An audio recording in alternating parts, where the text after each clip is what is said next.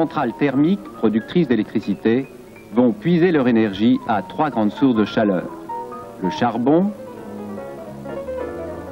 les hydrocarbures, pétrole et gaz, enfin, dernier venu, l'uranium. Tous trois sortent de la terre, de la mine de charbon, du puits de pétrole ou de gaz, de la mine d'uranium. Mais que de différence dans la manière de les utiliser, et ceci dès le stade de la préparation. Le charbon d'abord. À la sortie de la mine, il est prêt à livrer son énergie. Et après transport, par le rail ou sur l'eau, on se contente à la centrale de le pulvériser avant de l'insuffler dans les brûleurs de la chaudière. Quant au pétrole, extrait sur la terre ferme ou sous la mer, des pipelines ou des pétroliers en assurent le transport jusqu'aux raffineries. Là, une séparation rapide permet d'isoler les produits légers, tels l'essence ou le kérosène, des produits lourds, moins nobles, réservés aux grosses chaudières des centrales. Les centrales modernes, dites mixtes, peuvent d'ailleurs brûler indifféremment dans la même chaudière ce fioul lourd, le gaz ou le charbon. Tous ces combustibles sont utilisés ainsi presque à l'état brut. Au contraire, l'uranium doit subir, entre son extraction de la mine et sa mise en place dans la centrale, une longue série de transformations qui, dans le contexte des centrales nucléaires à eau sous pression actuellement construites en France, se fait en 4 étapes.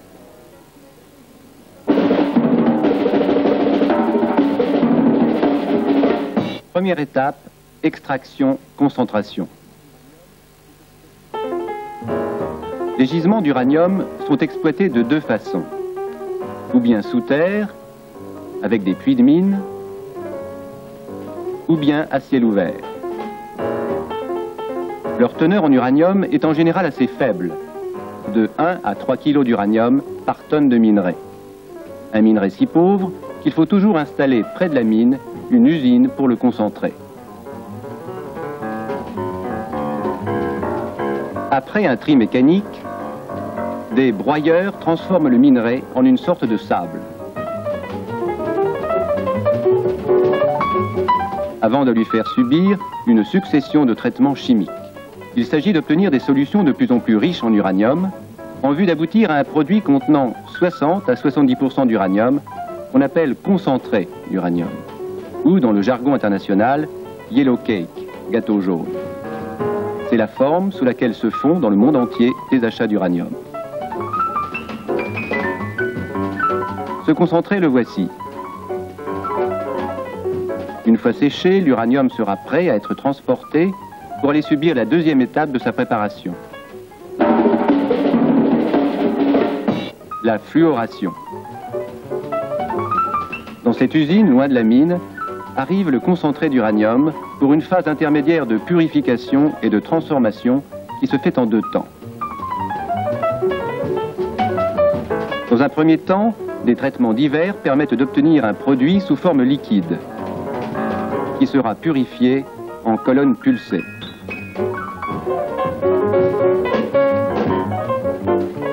Ces transformations successives mettent ensuite l'uranium très pur sous forme d'uranate d'ammoniac, puis de trioxyde après calcination. Enfin, après passage dans des fours, sous forme de tétrafluorure d'uranium de couleur verte.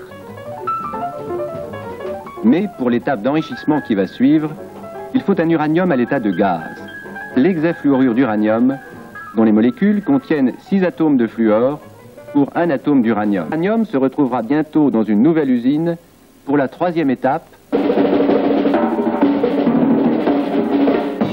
celle de l'enrichissement. L'uranium est un mélange de 2 isotopes, l'uranium-238 et l'uranium-235 fissile. Et on le sait, l'uranium naturel extrait de la Terre contient beaucoup d'uranium-238 et malheureusement très peu d'uranium-235, 0,7% seulement. Or, pour alimenter les centrales à eau légère, il en faut davantage. Il en faut environ 3%. D'où la nécessité d'enrichir l'uranium d'augmenter sa teneur en uranium-235 en séparant les deux isotopes. C'est difficile car ils ont exactement les mêmes propriétés chimiques grâce à leur enveloppe identique de 92 électrons. Il faut en fait tirer parti de la différence de masse de leur noyau. D'un côté, 92 protons plus 146 neutrons, soit 238 nucléons. Et de l'autre, 92 protons plus 143 neutrons, soit 235 nucléons, 3 de moins seulement. Cette différence de masse va se retrouver sur les molécules d'hexafluorure d'uranium qu'on utilise pour procéder à l'enrichissement.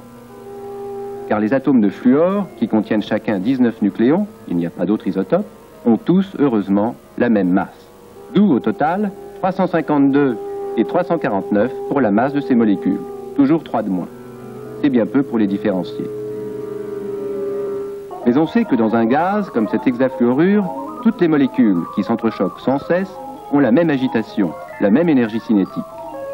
Les molécules plus lourdes, contenant l'uranium-238, vont ainsi moins vite que les molécules plus légères, contenant l'uranium-235. Ces dernières, plus rapides, frappent donc plus souvent les parois qui enferment le gaz. Et si des petits trous y sont ménagés, ces molécules plus légères auront plus d'occasions de passer que les autres. D'où un léger enrichissement du gaz au passage de la paroi. Enrichissement si faible cependant qu'il faudra répéter l'opération des centaines de fois. C'est pourquoi une usine d'enrichissement utilisant ce procédé de diffusion gazeuse doit comprendre une longue série de dispositifs en cascade dont, curieusement, chaque élément sert à la fois d'un côté à enrichir le gaz et de l'autre à l'appauvrir. À chaque étage, le gaz circule le long d'une paroi poreuse. Une partie, environ la moitié, traverse la paroi et ressort enrichie, très peu, de 0,2% seulement. La partie restante, au contraire, ressort appauvrie, de 0,2% également. Le gaz enrichi est aspiré par un compresseur qui l'envoie à l'entrée de l'étage suivant, où il s'enrichira à nouveau, et ainsi de suite. Mais que faire du gaz appauvri qui sort d'un étage quelconque, par exemple celui-là, et qu'on ne veut pas perdre? Il faut remarquer qu'il a la même teneur que le gaz qui entre dans l'étage précédent, puisqu'il s'est d'abord enrichi de 0,2%, puis appauvri d'autant. C'est donc bien là qu'il faut renvoyer le gaz appauvri en utilisant le compresseur correspondant. Ainsi sont bouclés entre eux les différents étages, sans aucune perte d'uranium. Les étages qui seront plus de 1000 pour obtenir l'uranium enrichi à 3%. C'est avec de l'uranium naturel à 0,7% qu'on alimente l'étage d'entrée. Et l'on trouve d'un côté un enrichissement de plus en plus élevé jusqu'au dernier étage, d'où sort de l'uranium à 3%. Et de l'autre, on trouvera un uranium de plus en plus appauvri, qu'on veut épuiser au maximum, et qui sort finalement à 0,25% environ.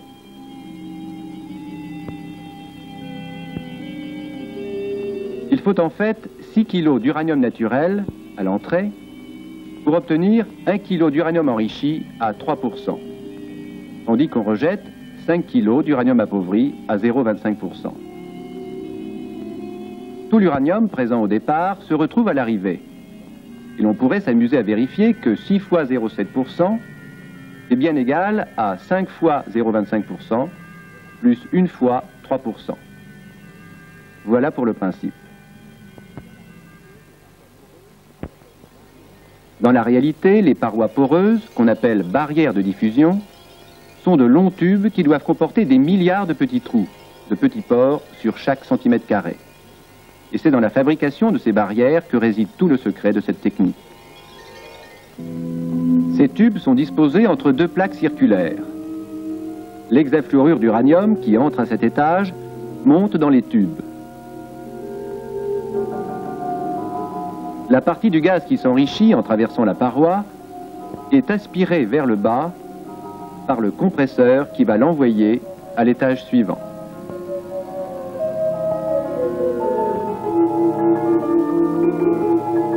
Au contraire, en haut des tubes, sort le gaz appauvri qu'on va renvoyer à l'entrée de l'étage précédent.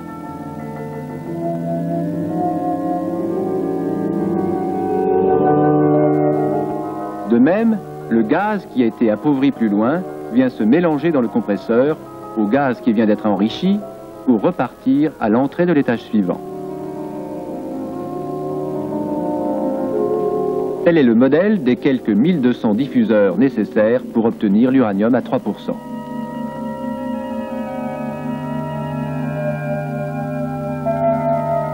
À l'échelle industrielle, les dimensions de ces appareils sont impressionnantes.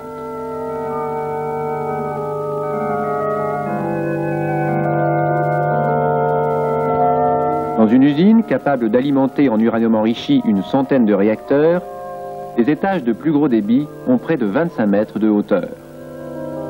L'hexafluorure d'uranium y circule aux environs de 100 degrés, à l'état gazeux. À la sortie, une fois enrichi, il sera refroidi pour gagner à l'état solide la dernière usine.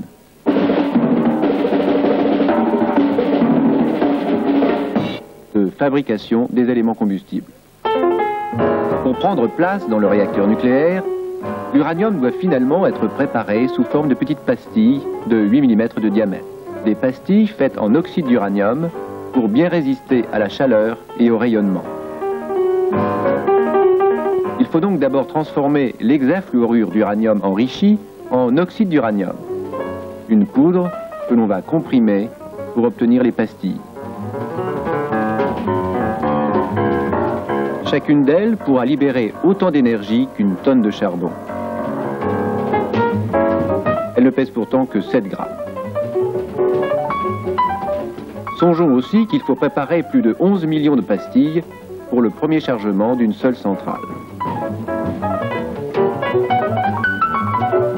Ces pastilles seront enfilées dans de longs tubes en zirconium pour constituer les crayons combustibles. Pour une centrale, plus de 40 000 tubes seront préparés, puis remplis de pastilles.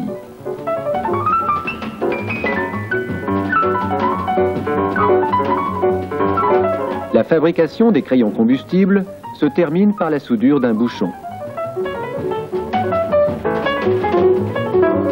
Il n'y aura plus qu'à les rassembler dans les éléments combustibles. Chacun en contient plus de 250. L'armature de chaque élément comprend 2 plaques d'extrémité réunies par une vingtaine de tubes, sur lesquels sont fixées les 7 grilles qui tiennent les crayons. La conception très délicate de ces grilles doit permettre de maintenir un espacement très précis entre crayons, tout en laissant passer l'eau qui s'écoulera le long de l'élément pour en extraire la chaleur dégagée. La construction de l'assemblage se fait à partir des grilles et des tubes pour former l'armature de base. Avant de mettre en place les crayons combustibles, contenant l'uranium, et de souder aux extrémités la tête et le pied de l'assemblage. D'ultimes contrôles sont effectués sur l'élément ainsi terminé. L'uranium a trouvé sa forme définitive et il ne lui restera plus qu'un dernier voyage à accomplir jusqu'à la centrale. On mesure tout le chemin parcouru depuis la mine en ces 4 grandes étapes dont le déroulement s'étend sur près de 2 années. La centrale reçoit enfin les éléments soigneusement emballés dans des containers spéciaux. Bientôt, la réaction en chaîne, en entretenant un rythme soutenu de fission, va faire chauffer de l'intérieur ces éléments, qu'on appelle combustibles, improprement bien sûr, par analogie avec les autres sources de chaleur que sont le charbon et le pétrole. La cuve du réacteur est prête à les accueillir. Et la longue préparation de l'uranium trouvera là une heureuse compensation et sa vraie justification, car il faudra plus longtemps encore, près de 3 années, pour épuiser la réserve d'énergie contenue dans chaque élément combustible.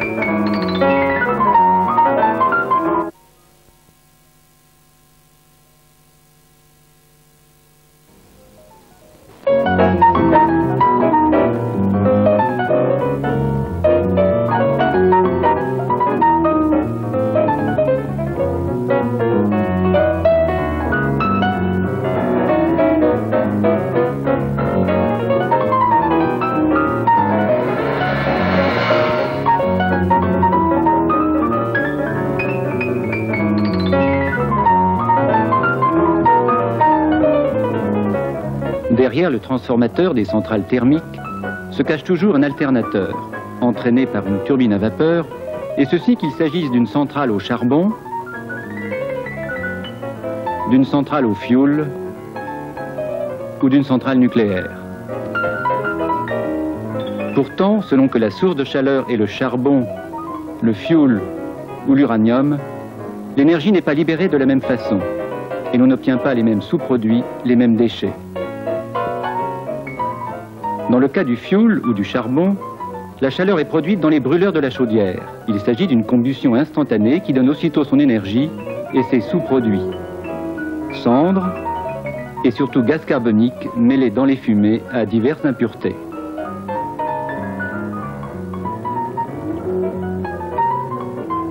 Dans le cas de l'uranium, c'est une longue histoire qui s'étale sur plusieurs années, où tout est plus complexe. Et d'abord, la façon dont l'énergie est libérée.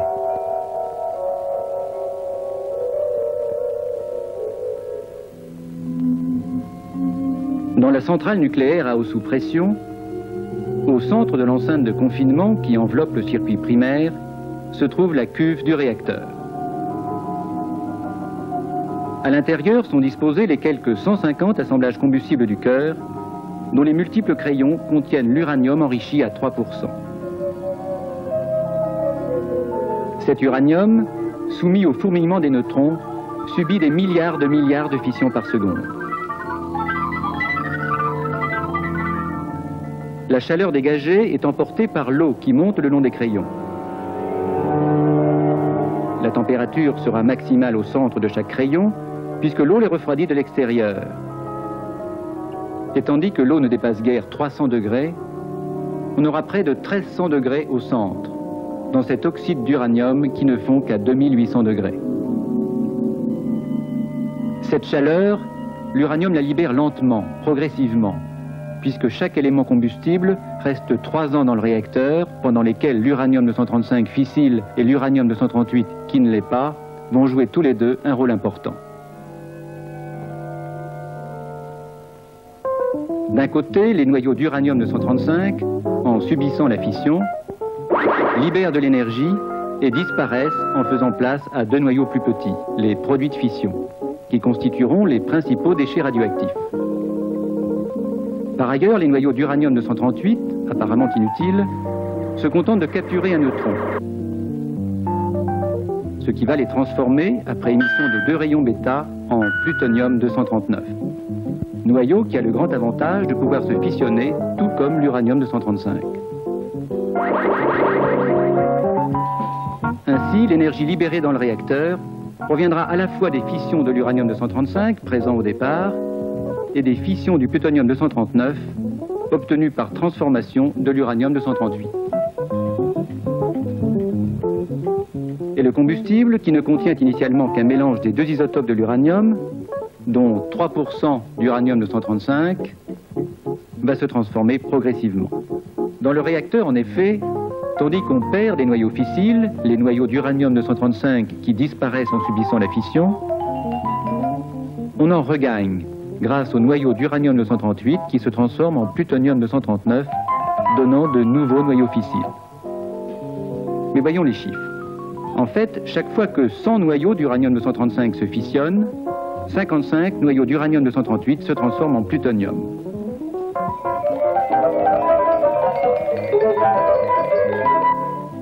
Autrement dit, pour 100 noyaux fissiles consommés, 55 fabriqués. C'est moins spectaculaire que la surrégénération, qui permet d'en produire plus qu'on en consomme. Mais c'est déjà bien utile, car ces noyaux de plutonium, en se fissionnant, vont pouvoir également fournir de l'énergie. Tout se passe comme si, dans une voiture, chaque fois qu'on consommait 10 litres d'essence, on en refabriquait 5,5.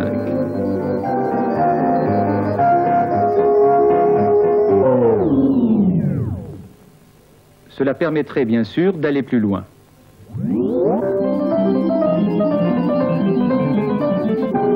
Et c'est justement ce qui se produit dans la centrale nucléaire, où le combustible, qui contient au départ 3 kg d'uranium 235, pour 97 kg d'uranium 238, va se transformer lentement pendant ces 3 années de séjour dans le réacteur. Des 3 kg d'uranium-235, il ne restera plus finalement que 1 kg, car 2 kg auront été fissionnés, donnant autant de produits de fission.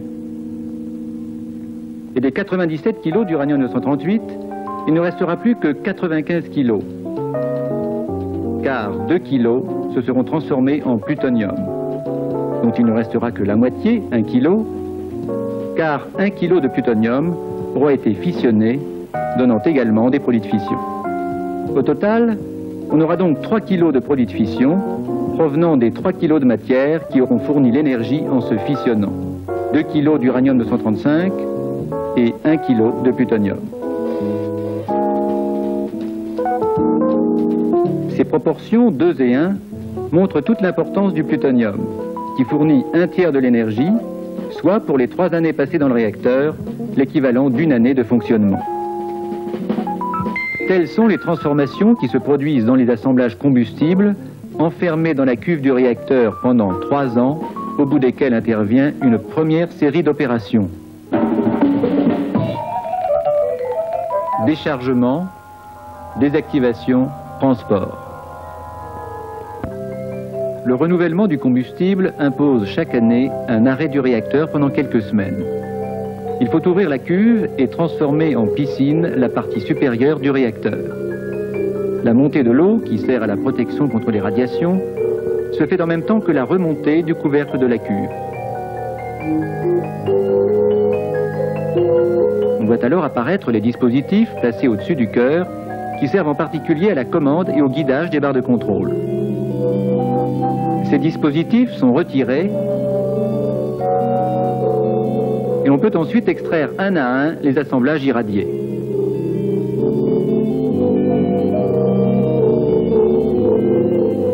On renouvelle ainsi chaque année le tiers des assemblages, soit une 50aine. Les assemblages subissent une translation avant d'être sortis du bâtiment réacteur pour être entreposés dans un bâtiment annexe, le bâtiment combustible. Les piscines des 2 bâtiments sont mises en communication par un tube de transfert. On pourra ainsi faire passer les assemblages d'un bâtiment à l'autre après les avoir mis en position horizontale.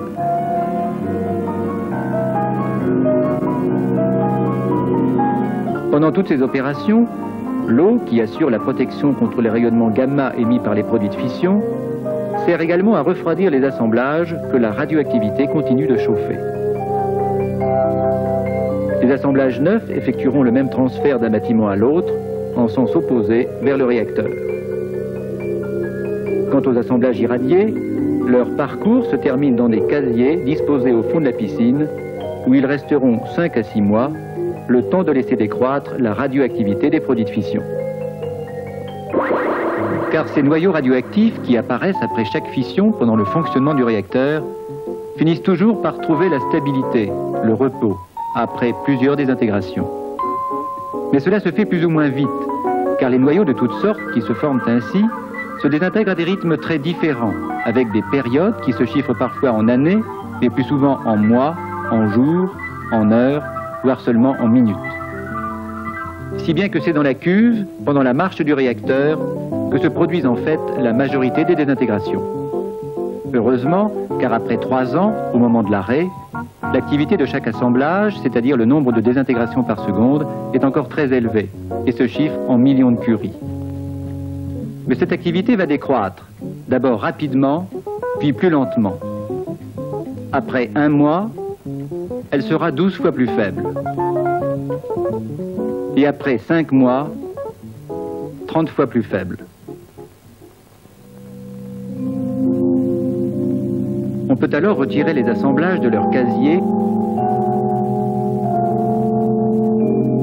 pour les placer, toujours sous l'eau, dans un conteneur spécial, le château, immergé dans la piscine. Après remplissage, une fois le couvercle mis en place, le château est sorti, puis nettoyé. Les assemblages continuent à dégager de la chaleur qui doit pouvoir s'évacuer. d'où les ailettes disposées tout autour du château pour en assurer le refroidissement. La masse de ces containers, due surtout à un épais blindage de plomb, varie de 40 à 100 tonnes selon le nombre d'assemblages qu'on peut y transporter. Ils sont étudiés pour résister à toutes sortes d'agressions, telles que incendies ou chocs violents. Et c'est par la route ou par le chemin de fer qu'on les transporte vers une dernière installation, où s'effectueront le retraitement et le stockage des déchets.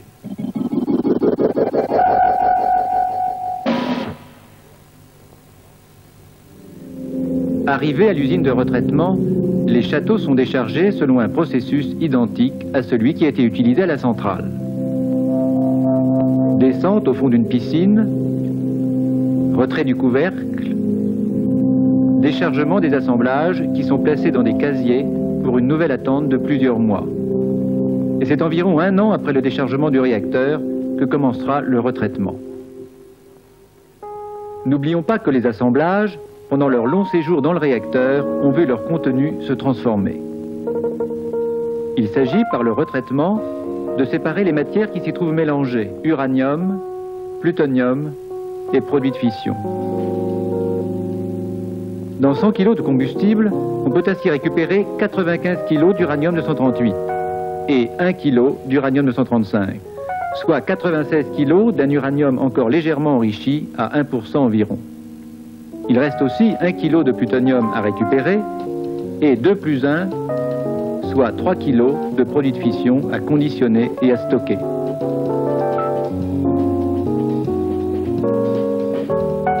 Tel est le rôle de l'usine de retraitement, où les opérations comportent 2 phases essentielles. La première est l'extraction des produits de fission. Et la seconde, la séparation qui permet d'isoler d'un côté le plutonium et de l'autre l'uranium avec ses 2 isotopes.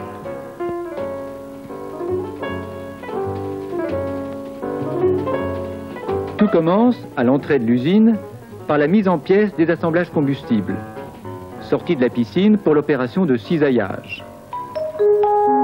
Les crayons combustibles sont ainsi découpés en petits tronçons d'environ 5 cm de longueur. Les morceaux tombent alors dans une solution d'acide nitrique qui a la propriété de dissoudre tout ce qui est à l'intérieur du tube de gainage sans attaquer le tube lui-même.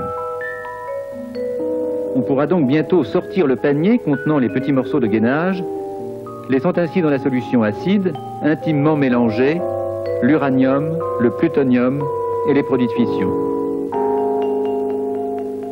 Des produits de fission d'une extrême diversité, puisqu'on y trouve une 30aine d'éléments chimiques différents, dont certains, comme le xénon ou le krypton, apparaissent sous forme de gaz, et dont l'activité radioactive est encore très intense. D'où l'extrême complexité de ce type d'usine, où la difficulté des problèmes chimiques à résoudre est décuplée par la présence de produits aussi fortement radioactifs.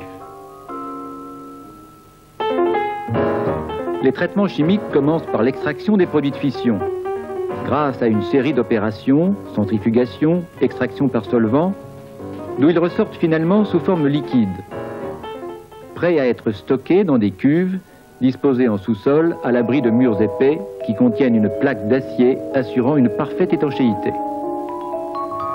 Pour 3 cuves pleines, on prévoit une cuve vide prête à accueillir le contenu d'une cuve défaillante. Le liquide de très haute activité doit être sans cesse brassé et refroidi par une circulation d'eau dans des serpentins. Pour chaque année de fonctionnement d'une centrale de 1000 MW, on obtient 700 kg de produits de fission qui occupent dans ces cuves un volume d'environ 10 à 15 mètres cubes. Un volume donc relativement faible, ce qui est logique puisque les produits de fission ne constituent que 3% des matières contenues dans le combustible.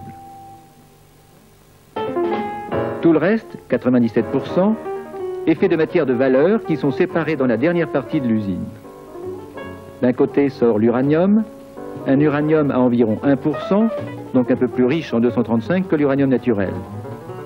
Il est entreposé dans des cuves avant d'être envoyé à l'usine d'enrichissement où il sera porté à 3% pour servir à nouveau dans les éléments combustibles neufs des centrales à eau sous pression. À l'autre extrémité sort le plutonium, un produit radioactif de période longue dont la préparation exige de multiples précautions et qui sert de matière fissile dans les éléments combustibles destinés aux réacteurs surrégénérateurs. plutonium, produits de fission, autant de matières délicates à manipuler, qui imposent de sévères mesures de sécurité et conduisent à surveiller le maximum d'opérations à distance. Il faut également que les effluents liquides et gazeux qui sortent de l'usine ne présentent aucun danger. Par exemple, l'importante quantité d'eau utilisée doit être soigneusement retraitée, filtrée, contrôlée dans une station d'épuration avant rejet. Il faut aussi noter que les produits de fission ne sont pas les seuls déchets de l'usine. S'y ajoutent les tubes de gainage ou coques, des déchets dits de haute activité qui sont stockés sous eau. On trouve également sur le site des déchets de faible activité, les moins préoccupants, mais peut-être ceux qu'on remarque le plus, car ils sont stockés en surface. Ce sont de gros blocs de béton impressionnants. Mais que contiennent-ils? Essentiellement des vêtements, des outils, des pièces qui ont pu être contaminés. Bref, des objets où la radioactivité est à l'état de trace et qu'on place ainsi dans des fûts métalliques. On empile ensuite ces fûts dans des moules avant de les comprimer sous une presse. Tous les espaces libres sont remplis par du béton, de façon à constituer des blocs solides, compacts, des blocs dont le poids se chiffre en tonnes, mais qui ne contiennent le plus souvent que quelques grammes de matière radioactive. Notons que le volume total de ces déchets de faible activité, cumulé d'ici l'an 2000 pour la France, devrait tenir sur un terrain de 500 mètres de côté, sur 5 mètres de hauteur. Ces blocs sont en fait regroupés par ensembles plus petits et recouverts de terre.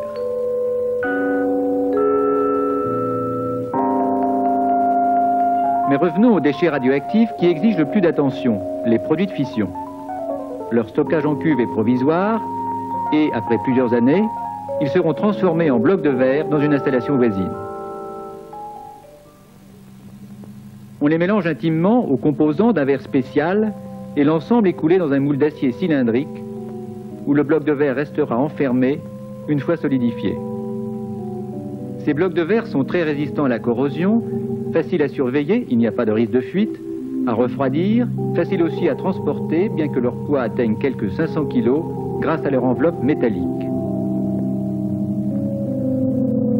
On pourra ainsi les descendre dans des puits souterrains où ils occuperont peu de place, puisque la vitrification permet de gagner un facteur 5 en volume et de ramener à 2 mètres cubes environ les déchets correspondant à une année de fonctionnement d'une centrale de 1000 MW. Ces blocs sont simplement refroidis par une circulation d'air qui n'est rejetée à l'atmosphère qu'après filtrage et contrôle. Mais l'activité des produits de fission ne cesse de décroître.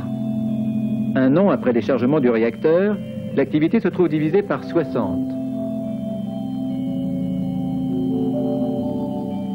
10 ans après, par 430. Et 100 ans après, par 5000. Si bien que le refroidissement par circulation d'air deviendra inutile bien avant. Et l'on pourra alors retirer les blocs de verre pour les disposer, par exemple, dans des galeries souterraines, où la radioactivité déjà très affaiblie continuera à s'apaiser doucement au fil des siècles.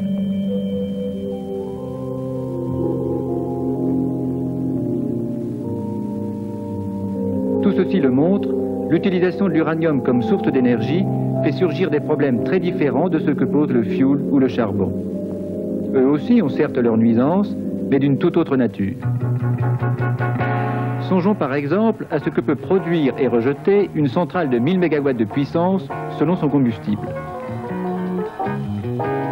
Si c'est une centrale au fioul, elle rejettera par an plus de 5 millions de tonnes de gaz carbonique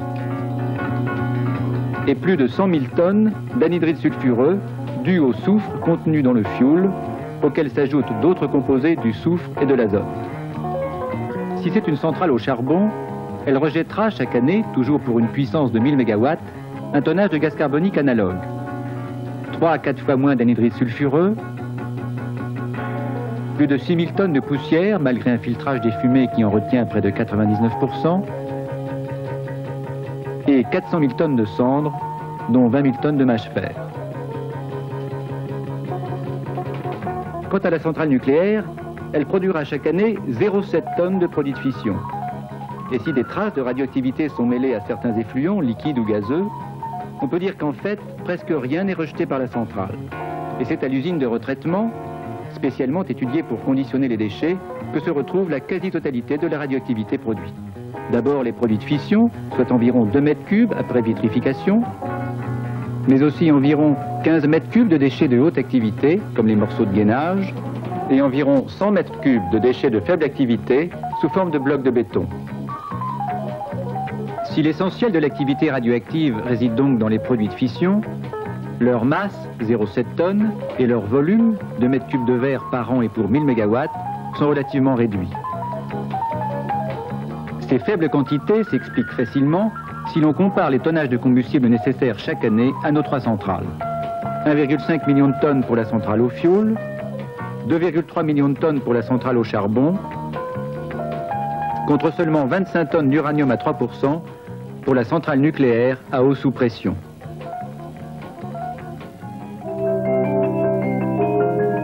Ainsi, que de différences apparaissent quand on étudie les problèmes posés par ces 3 grandes sources d'énergie, à partir de leur extraction de la Terre. L'histoire de l'uranium, qui doit subir tant de transformations successives avant et après son passage dans le réacteur, est beaucoup plus complexe que celle du pétrole ou du charbon. L'intérêt accordé à l'uranium se dégage en fait de considérations multiples et souvent contradictoires, où s'affrontent les prix de revient, les problèmes technologiques, la sécurité, l'environnement, l'économie de devises et aussi la diversification des approvisionnements. Car le hasard, qui a réparti aux 4 coins de notre planète les richesses du sous-sol, n'a pas caché sous les mêmes terres le charbon, le pétrole et l'uranium.